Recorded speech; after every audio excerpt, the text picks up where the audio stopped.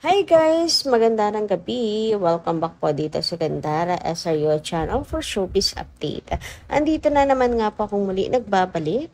Ang nagmamaganda rin yung kachismosong Kim Pao, wala na pong iba. Ang lokaret na si Gandara upang maghatid sa inyo ng latest update and fresh happenings patungkol kina Kim Chiu and Pao Avellino.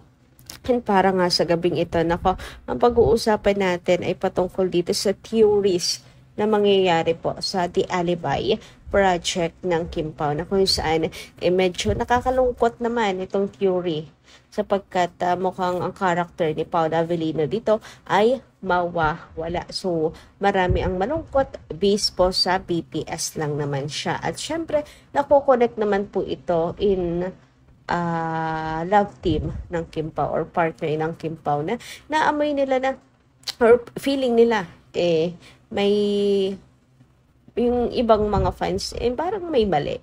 Bakit parang magpapaalam yung Kim Pao?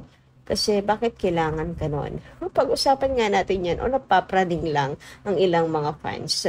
Pero bago po ang lahat sa mga di pa nakaka-subscribe na sa ating channel, pakiclick lang po tayo na ating subscribe button at notification bell na nariyan sa baba upang kayo ay maging updated po at ma-notify tuwing may bago tayong chika at balita hinggil sa Kim Pao.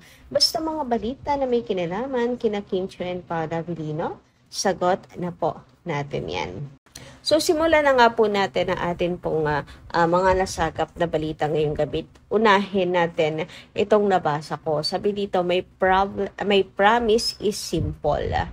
I am not going anywhere. I'll be your best friend and your biggest fan. I will show up for the hard days, the quiet days, and the days where we don't get it right. I love you loud and steady. I'll pull my weight and then some. I'll fight for us and with you, never against you.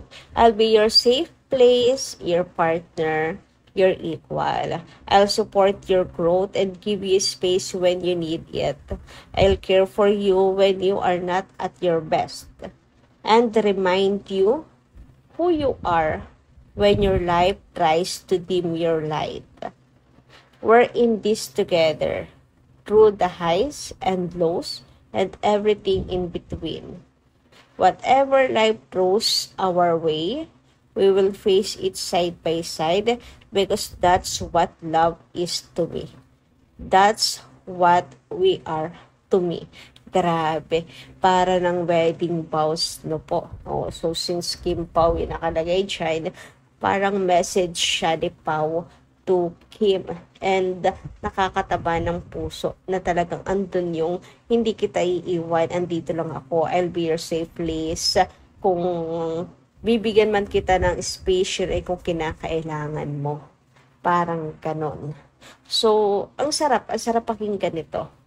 Yung may best friend ka na, may biggest fan ka pa, yung parang araw-araw may manliligaw ka. Sarap kaya sa ganun, ang sarap kaya ng ganung feelings. Parang haba-haba lang ng hair mo.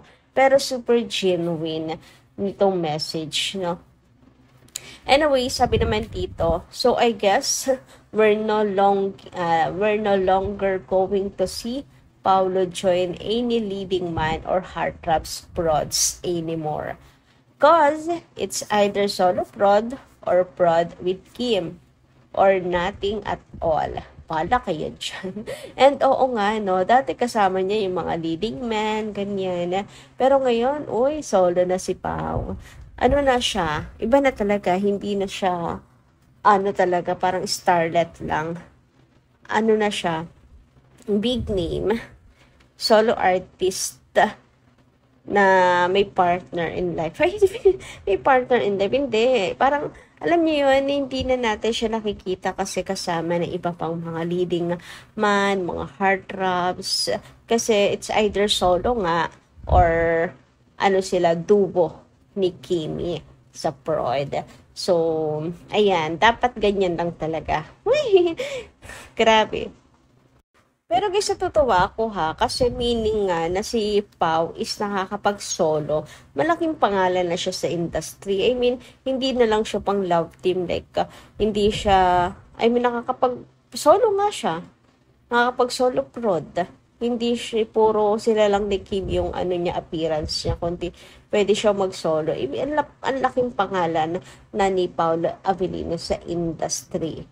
Kaya tinitingala rin po siya ng mga bagets na artist talaga po ngayon. And hindi mo naman talaga maano yung husay ni Pao sa industry, and he deserves it kasi talaga binibigay ni Pao yung 100% dedication niya sa kanyang trabaho bilang isang aktor, di ba? Anyway, dumako naman tayo dito sa ating pinakang headline ngayong gabi nito tungkol sa BTS na to. Grabe. So, nakikita nyo ba kung sino yan? Sino tong nakahiga na to? OMG, para may magpapaalam. Kasi base sa suot niya, it's Vincent. Ito pa yung sa The Alibay ha. Pag-usapan nga natin tong BTS na to. So, malungkot yung iba na parang OMG. With the O to the M to the G. Walang magiging happy ending. What a plot twist. Kasi, ayun nga, inaasahan ng marami na magkakaroon nga ng happy ending, may kasalang magaganap and all. Pero mukhang wala, mukhang mabobokya. Ito ba talaga ang original script ayon sa iba? Or binago yung script pa? Mayroong binago sa ending ng The Alibay. Ano ba talaga? Kasi parang doon sa isa ring BTS, parang meron talagang kasalang magaganap eh. Pero masyado pang maaga guys para malaman. Kasi pwede namang kinasal muna tapos biglang mawawala na yung character. Parehas pa lang nangyari, no? So, ayun, may nagsasabi na pinalitan na yung ending. Kasi daw nga, magpapaalam na ang Kim Pao fans, ang Kim Pao. Kasi nga, nalala nyo may nagbalita na may project na niluluto para kay Paolo Avellino. So, solo. Magsusolo na ba talaga si Paolo and all? Parang napapraning na yung ibang mga Kim Pao kasi meron pang paganito sa BTS. Pero masasabi ko lang, guys, wala naman po nakakalam sa atin. At lalong higit naman mga bashers, hindi nila alam yan kung ang mga Kim Pao's admins, hindi rin alam ano po ang magiging ending nito. Yung malapit talaga kina Kim and Paolo, nakakasama sila Kim and Paolo, hindi alam ko ano talaga yung magiging ending. Mga bashers pa kaya. 'Di ba? So, wala pong nakakaalam kung anong ending, happy ending ba talaga or mawawala ang character ni Paolo or may mamamatay sa sa mga main characters ng The Alibay. Kaya hindi rin natin po pwedeng sabihin na mawawala na ang Kim Pao, hindi natin maaaring sabihin na binago talaga ang script. Kasi malay nyo, yun talaga naman yung nangyayari, di ba? Anyway, andito nga yung ilang reactions nung iba. Kung ako yung tatanungin, masasabi ko lang sa inyo, enjoy po ninyo yung bawat episodes. Enjoy po ninyo yung yung istorya. Pwede tayong mag-theory, baka ganito, ganyan. Pero yung pangungunahan nyo na, kasi papatayin na nila yung love team ng Kim Pao, wala na. Magsosula na si Paolo Avellino, ganyan. Kaya pinatay na yung character, ganito, ganyan. Walang ganon. Wag po tayong mag-isip ng ganon. Di ba? Antayin natin hanggang ending. Enjoy muna bawat episodes. Enjoy the show, enjoy the teleserye, the story itself. So, sabi dito, so tama ako, mamamatay nga si Vincent kasi try niya i-save si Estela or nanay niya. So, ready ko na ang self ko na hindi talaga happy ending. Pero, meron lesson, bakit nangyari? Total, hindi pa naman anal ang kasal. Heist, wait ko na lang nga, baka meron pang pag-asa pa, hahaha. Kim Pao, The Alibay, episode 11 and 12. Sabi naman dito, I'm expecting a happy ending. Vincent's petition for annulment will be granted. They will meet after many years.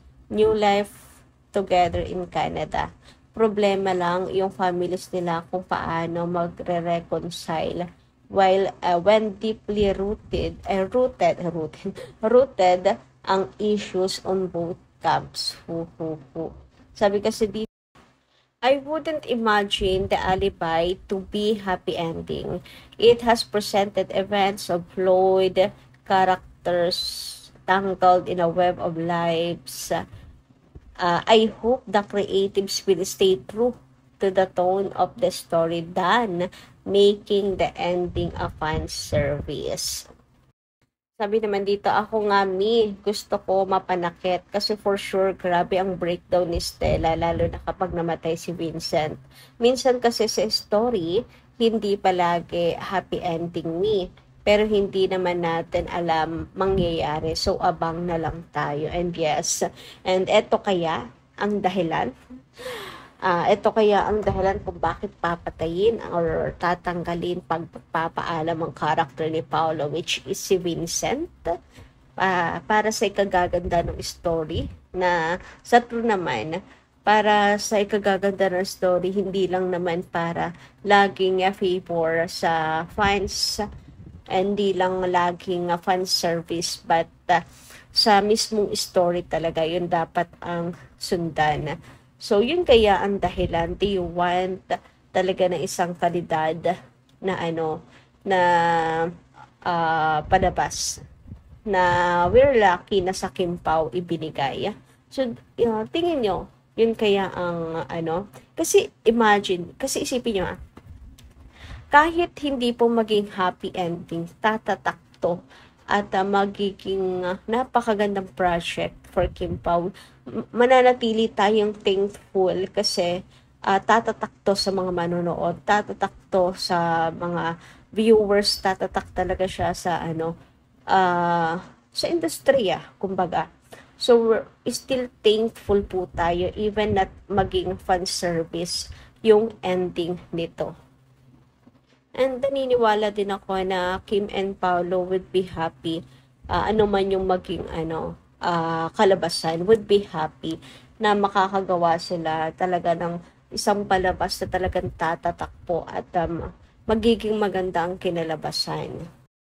Anyway, hanggang dito lang muna ang ating update. Pa-comment na lang po dyan sa baba na inyong masasabi hinggil dito. So, yun lang po muna and maraming salamat sa inyong pakikinig. Kita-kits po muli sa susunod natin mga chikas. Maraming salamat.